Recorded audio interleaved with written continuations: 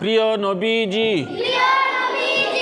সাল্লাল্লাহু আলাইহি ওয়াসাল্লাম ইরশাদ করেন, সৎ চরিত্রের পূর্ণতা বিধানের জন্য আমি প্রেরিত হয়েছি।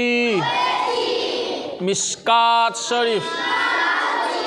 লাকাদ কানা লাকুম ফি রাসূলিল্লাহি উসওয়াতুন হাসানাহ। মহান আল্লাহ পাক আল্লাহ তাআলা বলেন, সব থেকে উত্তম চরিত্রের মানুষ হলো মুহাম্মদ সাল্লাল্লাহু আলাইহি ওয়াসাল্লাম। তাহলে মুহাম্মদ সাল্লাম হলেন সব থেকে উত্তম চরিত্রের মানুষ এবং দ্বীনের ভেতর, ইসলামের ভেতর উত্তম চরিত্রের মানুষ করে আল্লাহ পাক পাঠিয়েছেন। যা আল্লাহ পাকের বান্দা বান্দিরা সেই উত্তম চরিত্রের আতাত করবে, তারাই প্রিয় নবী মুহাম্মদ সাল্লামের শ্রেষ্ঠ উম্মাত হবে।